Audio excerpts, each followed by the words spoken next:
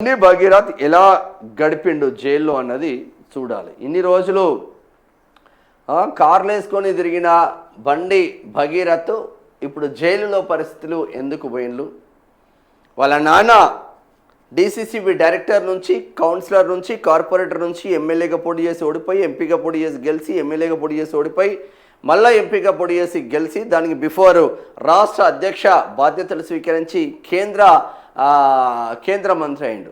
ఆయన step by step ఎదుగుకుంటూ ఎన్నో దాడులు, ఎన్నో కేసులు, ఎన్నో నిర్బంధాలు, ఎన్నో జైలు జీవితాలు గడిపి కేంద్ర మంత్రి అయిండు. అయినా ఎక్కడ మొక్కబోని ధైర్యంతో కార్యకర్తలను కాపాడుకోవడమే కాకుండా చాలామంది ప్రభుత్వాలు ఇబ్బందులు పెడతా ఉంటాయి, యూట్యూబ్ జర్నలిస్టులు కావచ్చు, సోషల్ మీడియా కావచ్చు, వాళ్ళందరికీ అండగా ఉన్నాడు. ఒక తెలంగాణ విఠల్ కావచ్చు, ఒక తీన్మార్ మల్లన్న కావచ్చు, తొలి వెలుగు రఘు కావచ్చు, ఇట్లా అనేక మంది E96 సంతోష్ కావచ్చు, ఇట్లా అనేక మంది పైన కేసులు పెట్టినప్పుడు బండి సంజయ్ అండగా ఉన్నాడు. ఇన్క్లూడింగ్ మేనం శ్యామ్ కావచ్చు. మేనం శ్యామ్ పైన కేసులు వేయినప్పుడు కూడా కేసులు పెట్టినప్పుడు కూడా నన్ను జైల్లో వేద్దామని కుట్రలు ఓ ఎమ్మెల్యే ఇంకో ప్రజాప్రతినిధి కలిసి కుట్రలు చేసినా కూడా అవన్నీ ఫేక్ కేసులు అని చెప్పి అండగా నిలబడ్డది కేవలం బండి సంజయ్ మాత్రమే. ఎస్, కొడుకు తప్పు చేసిండు, 100% లోపలికి వెళ్ళాల్సిందే, లోపలికి వెళ్ళిండు, 100% శిక్షించాల్సిందే. ఎందుకంటే తప్పు చేసేవాడు ఎవడైనా, మనోడైనా, ఇంటోడైనా, బయటోడైనా శిక్ష పడాల్సిందే. బండి భగీరథ్ కూడా అర్థమవుతుంది కదా, జైలు జీవితం గడిపొస్తే నేనేంది, మా నాన్న ఏంది, నేను ఎట్లుండేవాడిని, ఎట్లయినా అనేది ఆయన కూడా కొంచెమైనా సోయొస్తుంది కదా. విచ్చలవిడితనం పనికి రాదు. బాధ్యతాయుతమైన పదవిలో ఉన్న కుటుంబాలు బాధ్యతాయుతంగానే ఉండాలి. బండి సంజయ్ వాళ్ళ ఇద్దరు అన్నలు చూసుకోవచ్చు, వాళ్ళ అక్కకు చూడొచ్చు, వాళ్ళ కొడుకులను చూడొచ్చు, వాళ్ళ అమ్మని చూడొచ్చు. ఇక్కడ గర్వం అనేది లేదు కుటుంబానికి మొత్తం, ఇక్కడ చిన్న యాటిట్యూడ్ అనేది లేదు. ఒక కార్పొరేటర్ అయితేనే వాళ్ళ అన్నలు ఎవరికి దొరకరు, ఒక కార్పొరేటర్ అయితే వాళ్ళ తమ్ముళ్ళు ఎవరికి దొరకరు. అటువంటి కేంద్ర మంత్రిగా ఎదిగిన బండి సంజయ్, ఆయన ఇల్లు చూడండి, బండి సంజయ్ వాళ్ళ అన్నలు శ్రవణన్న కావచ్చు, సంపతన్న కావచ్చు, వాళ్ళు ఎలా నడుచుకుంటున్నారో విధానం చూడండి. కనీసం ఒక్క హోంగార్డు కూడా కనీసం ఇంటి ముందట ఉండరు. వాళ్ళకు అంటే ప్రజలతో అంత మమేకం అవుతారు. చస్తే చేస్తామన్నా పోయేటప్పుడు కొంచెం పోయేది ఏమున్నది. సంజయ్ రాజకీయాలు చేసుకుంటూ సంజయ్ ఉంటాడు, మా పనులు మేము చేసుకుంటామని ఒక కాలేజ్లో వాళ్ళు వర్క్ చేస్తూ ఉంటారు ఇద్దరు అన్నదమ్ములు. అంత సింపుల్ సిటీగా ఉండే ఫ్యామిలీలో బండి భగీరథ్ ఇష్యూ చాలా చర్చనీయాంశం అవుతుంది. బండి భగీరథ్తో ఆ కుటుంబం నిజంగా చాలా మనోవేదనకు మాత్రం గురవుతుంది అన్న చర్చ జరుగుతుంది. ప్రతి ఒక్కరికి అమావాస్య పౌర్ణమిలో వచ్చినట్టు బ్యాడ్ డేస్, గుడ్ డేస్ కూడా వస్తూ ఉంటాయి. బ్యాడ్ డేస్ను తట్టుకున్నప్పుడే గుడ్ డేస్లో అనుభవించడానికి ఉంటుంది. ఆ బ్యాడ్ డేస్ అయ్యో కుమిలిపోతే అంటే ఇంతకు మించిన ఎన్నో కుట్రలు, కుతంత్రాలు చంపడానికి కూడా ట్రై చేసిండు. అయినా ఎక్కడ కూడా తగ్గకుండా ముందు వరుసలోకి వెళ్తూ ఉన్నాడు. మరి బర్తరాఫ్ ఎందుకు చేయాలి ఏంది అనేది కేటీఆర్ మాటల్లోనే తెలుసుకునే ప్రయత్నం చేద్దాం. ఫస్ట్ అయితే ఈ వార్త చూద్దాం. ఆంధ్రజ్యోతి వార్త ఇచ్చిన పైన లైట్స్ ఆఫ్ చేయండి.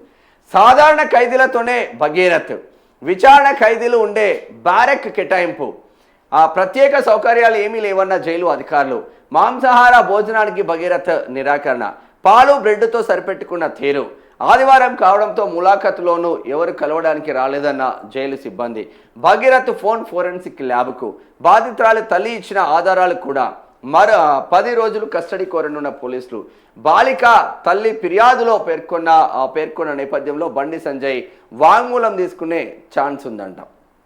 ఇలా ఫోక్సో కేసులో జ్యుడిషియల్ కస్టడీకి వచ్చిన బండి సాయి భగీరథ్ను చెర్లపల్లి సెంట్రల్ జైలు అధికారులు సాధారణ ఖైదీలతోనే ఉంచారు.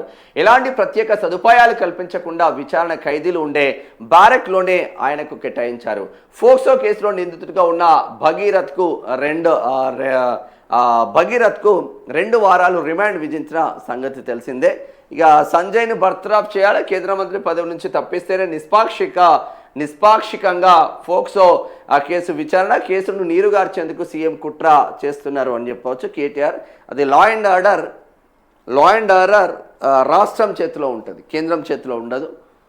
లా అండ్ ఆర్డర్ రాష్ట్రం చేతిలో ఉంటుంది. ఇక విషయం తెలిసిందే. ఈ మేరకు పోలీసులు శనివారం అర్ధరాత్రి తర్వాత 2 గంటల సమయంలో భగీరథ్ను చర్లపల్లి జైలుకు తీసుకువెళ్లారు. జైలు అధికారులు దాదాపు గంట పాటు ఆయనకు సాధారణ వైద్య పరీక్షలు, ఇతర ఫార్మాలిటీలు పూర్తి చేశారు. తర్వాత నేరుగా విచారణ ఖైదీలు ఉండే ఆ బ్యారక్కు తరలించారు. భగీరథ్కు ఎలాంటి ప్రత్యేక సదుపాయాలు కల్పించలేదని చర్లపల్లి జైలు అధికారులు తెలిపారు. అయితే భగీరథ్ను ఉంచిన బ్యారక్లోని విచారణ ఖైదీలు కాకుండా ఇతర ఖైదీలు ఎవరూ అటువైపు వెళ్లకుండా ఏర్పాటు చేశారు. జైలు శాఖ ఉన్నతాధికారులు ఈ మేరకు సిబ్బందికి స్పష్టమైన సూచనలు ఇచ్చారని సమాచారం. ఇక జైలులో ఖైదీలకు రోజువారీగా ఇచ్చే అల్పాహారం తీసుకోలేదని, ఆదివారం పెట్టే మాంసాహార భోజనాన్ని తినలేదని సమాచారం. జైలు క్యాంటీన్ నుంచి తెప్పించుకున్న పాలు, బ్రెడ్ తిని సరిపెట్టుకున్నట్టు తెలిసింది. కాగా భగీరథ్ కేసులో దర్యాప్తు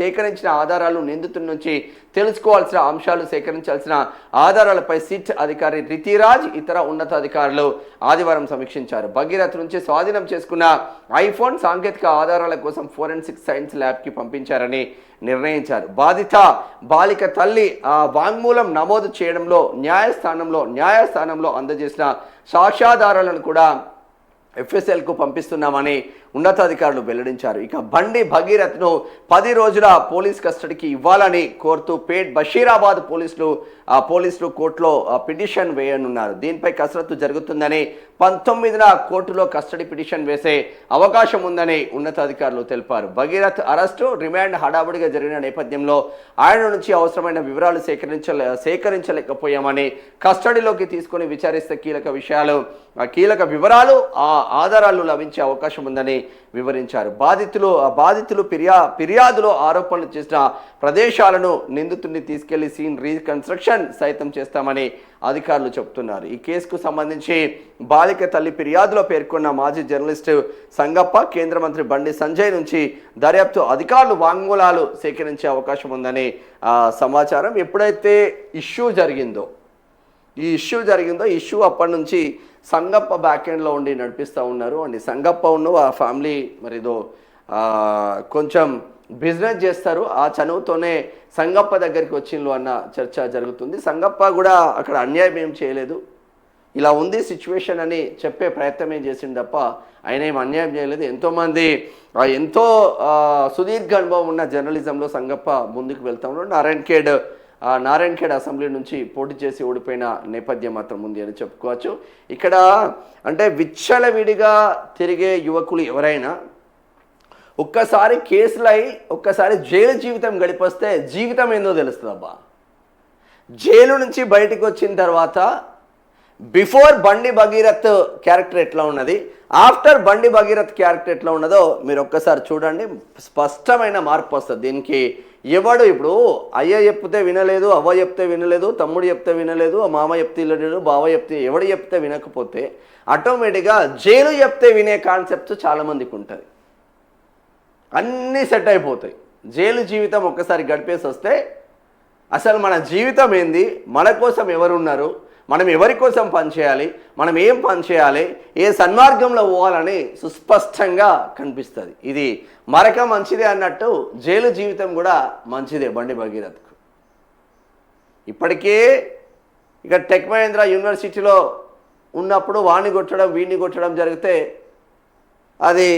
అదేదో అయిపోయింది. హాస్టల్లో ఇంకోని కొడితే అదేదో అయిపోయింది.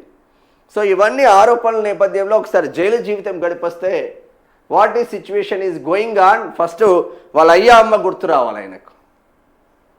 మా నాన్న ఎంత కష్టపడి కేంద్ర మంత్రి అయిండు, నేనేం చేస్తున్నా అనేది ఆయనకు గుర్తు వస్తే అన్నీ సెట్ అయిపోతుంది. ఇక్కడ ఈయన ఏమంటున్నాడే, బర్త్రాఫ్ ఇదేనా సంజయ్ని బర్త్రాఫ్ చేయాలనా?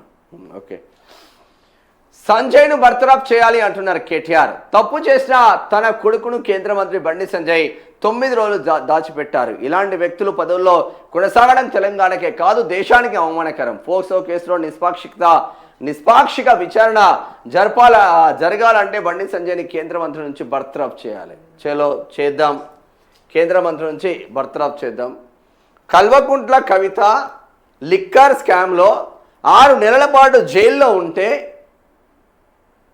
ఒక రాష్ట్ర అధ్యక్షుడిగా, మాజీ ముఖ్యమంత్రిగా నైతిక విలువ తీసుకొని నా కూతురు లిక్కర్ స్కామ్ చేసి దొరికింది కాబట్టి నేను రాజీనామా చేస్తున్నా అన్నట్టే రాజీనామా చేస్తున్నా, అధ్యక్ష పదవి వేరే వానికి ఇస్తున్నా, ఓ ఎస్సీకో ఎస్టీకో బీసీకో మైనార్టీకో అని ఎందుకు అధ్యక్ష పదవి రిజైన్ చేయలేదే కేటీఆర్ మీ అయ్యా?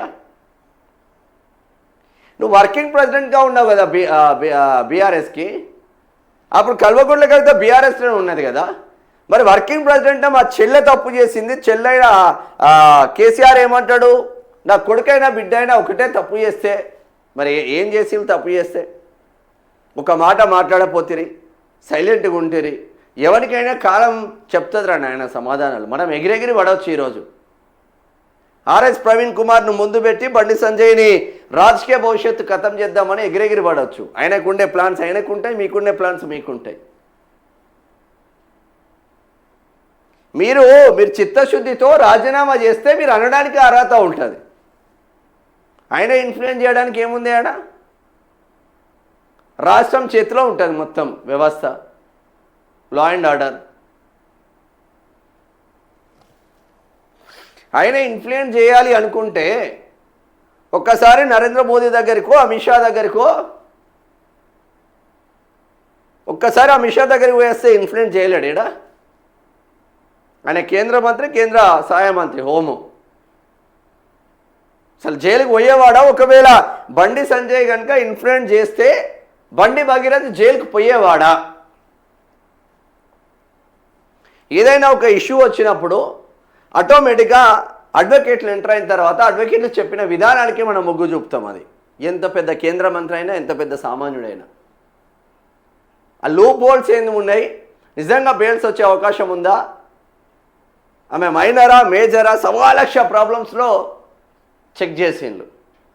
బండి సంజయ్ నిజంగా ఇన్ఫ్లుయెన్స్ చేయాలనుకుంటే బండి భగీరథ్ జైలుకు పోయేవాడు కాదు. అదే రాత్రి దేశం దాటి ఆ షకీల్ ఖాన్ లాగా వాళ్ళ కుమారుడిని దుబాయ్కి పంపించేవాడు. ఏం బీకినవే? కట్టలు కట్టేవాడు కేటీఆర్. మీ ఎమ్మెల్యే అప్పుడు షకీల్ అనేటోడు, వాని కొడుకు హిట్ అండ్ రన్ కేసులో జూబ్లీహిల్స్లో గుద్ది ఓ ప్రాణాన్ని తీస్తే వాళ్ళ తల్లిని తీసుకుపోయి మహారాష్ట్రలో కలిపేసి వీడిని దుబాయ్కి పంపించింది నువ్వు కాదా కేటీఆర్? ప్రగతి భవన్ గేట్లను గుద్దితే దిక్కు లేదు, నీకు సిగ్గుశరం లేదు. నేరెళ్ళ దళితులను సంసారాలను పనికి రాకుండా కొట్టించిన నువ్వు, ఇసుక లారీలను ఆపిల్లన్న కోపంతో నేరెళ్ళ దళిత బిడ్డలు హరీష్ అనేటువంటి బిడ్డలను సంసారాలను రాకుండా కొట్టిన నువ్వు మరి ఎందుకో నైతిక విలువ పాటించి రాజీనామా చేయలేదే? అప్పుడు మంత్రికి పీకి కట్టలు కట్టినావు. ఎంతోమంది ఆడపిల్లలను బెల్లంపల్లి మాజీ ఎమ్మెల్యే దుర్గం చిన్నయ్య అటువంటి క్యాండిడేటు ఆరిజన్ డైరీ ఎండి ఆ పిల్ల ఎంతో పోరాటం చేస్తే ఎందుకో వానిపైన చర్యలు తీసుకోలేదే? దుర్గం చిన్నయ్య పైన ఎందుకో చర్యలు తీసుకోలే? వనమా వెంకటేశ్వరరావు కొత్తగూడెం ఎమ్మెల్యే వాళ్ళ కొడుకు అరాచకాలు చేస్తే ఎందుకో ఎమ్మెల్యే పైన చర్యలు తీసుకోలేదే? బర్తరఫ్ చేయలే ఎందుకో? ఇదే సిరిసిల్ల, ఇదే సిద్దిపేటలో హరీష్ రావు చక్రధార్ కోడ్ పైన అనేక అక్రమ కేసులు పెట్టి దొంగ నోట్ల కేసు అని భార్యాభర్తల్ని ఇద్దరిని జైలుకి పంపిస్తే అరే అది అన్యాయం రా నాయనా, నువ్వు మంత్రిగా ఉండడానికి ఆస్కారం లేదని ఎందుకో హరీష్ రావు పైన చర్యలు తీసుకోలేదే? ఎందుకో చర్యలు తీసుకోలే? అంటే బండి సంజయ్ కింది స్థాయి నుంచి వచ్చింది కాబట్టి బండి సంజయ్ని బర్తరఫ్ చేయాలి. గంత భయం ఎందుకు అంటున్నాం? బండి సంజయ్ ఉంటే బండి సంజయ్ అనేసరిగా గజగజ వణుకుతున్నారు ఎందుకో? ఆ ఇద్దరు బీజేపీ ఎంపీలు, నువ్వు ఎస్పెషల్లీ అన్ని గమనిస్తున్నారా నాయన? నువ్వు అనుకుంటున్నావేదో. ఇక బేటీ బచావో బేటీ బచావో బేటీ పడావో నినాదానికి పరిమితమైతే బాలికలకు న్యాయం జరగదన్న ఆ విషయం ప్రధాని మోదీ గుర్తుంచుకోవాలి. వెంటనే సంజయ్ విషయంలో నిర్ణయం తీసుకోవాలని బీఆర్ఎస్ కార్యనిర్వాహక అధ్యక్షుడు కేటీఆర్ డిమాండ్ చేశారు. ప్రత్యేక సమగ్ర ఆ సవరణ నేపథ్యంలో నా బూత్ నా భవిష్యత్తు పేరిట ఎల్బీ నగర్లో కన్వెన్షన్ సెంటర్లో బీఆర్ఎస్ బూత్ స్థాయి ఏజెంట్ల శిక్షణ కార్యక్రమానికి కేటీఆర్ ముఖ్య అతిథిగా హాజరై మాట్లాడారు. దేశంలోని మొదటిసారి ఓ కేంద్ర మంత్రి కొడుకుపై లుకౌట్ నోటీసులు జారీ చేసే పరిస్థితి వచ్చిందన్నారు. ఆయన ఇప్పుడు నేను ఏమంటున్నా, లుకౌట్ నోటీసులు జారీ చేసిందంటే నిష్పాక్షపాతంగా జరగాలి, ఎక్కడ పక్షపాతం లేకుండా జరగాలని వదిలేసిండు ఆయన నిజంగానే ఆ ఒక్కసారి ఎంటర్ అయ్యి ఏం జరుగుతుంది అయింది అని చెప్పి కొడుకుని కాపాడుకోలేడా? వాడికి కూడా తెలిసి రావాలా, తప్పు చేసినాడు ఎవడైనా కొడుకైనా బిడ్డ అయినా. కేసీఆర్ చెప్పిండు, పాటించలే. బండి సంజయ్ చెప్పలే, పాటించిండు. అంతే తేడా వాళ్ళకు మీకు. మీ అయ్య పెట్టిన గూడు రెడీ పెట్టుకున్న తర్వాత నువ్వు వచ్చినావు దాంట్లో. ఆయన ఒక్కొక్క ఇటుక ఇటుక ఇటుక ఇటుక ఇటుక పెట్టుకొని కేంద్ర మంత్రి స్థాయికి వచ్చిండు. ఆయనకు నీకు ఏమైనా పోలిక ఉన్నదా కేటీఆర్? ఇప్పుడెందుకో మాట్లాడుతున్నావు మరి? అమ్మాయి ఇష్యూ జరిగినప్పుడు ఎందుకో ఆర్ఎస్ ప్రవీణ్ కుమార్ను ముందు పెట్టి మాట్లాడడం. ఆర్ఎస్ ప్రవీణ్ కుమార్ అయితే దళితుడు కాబట్టిగా ఎవడేమన్నాడు? అన్ని లెక్కలతో పాటు పత్రాలతో పాటు రిటర్న్ గిఫ్ట్లు కూడా ఉంటాయి. ఇక మీరు రాష్ట్రంలో అధికారంలోకి వస్తారు అనేది కలగానే మారిపోతుంది. నెక్స్ట్ రేవంత్ రెడ్డి అంత పక్కా ప్లాన్తో ముందుకెళ్తుండు. ఇక బీజేపీలకు సోయలేదు. వీనిపైన వాడి కుట్రలు, వాడిపైన వీడి కుట్రలు. ఒకే పార్టీలో ఉంటారు, కుట్రలు కుతంత్రాలు చేసుకుంటూ చేస్తారు. ఆ కేంద్రం కూడా ఇక్కడ బీజేపీలను పట్టించుకోడు.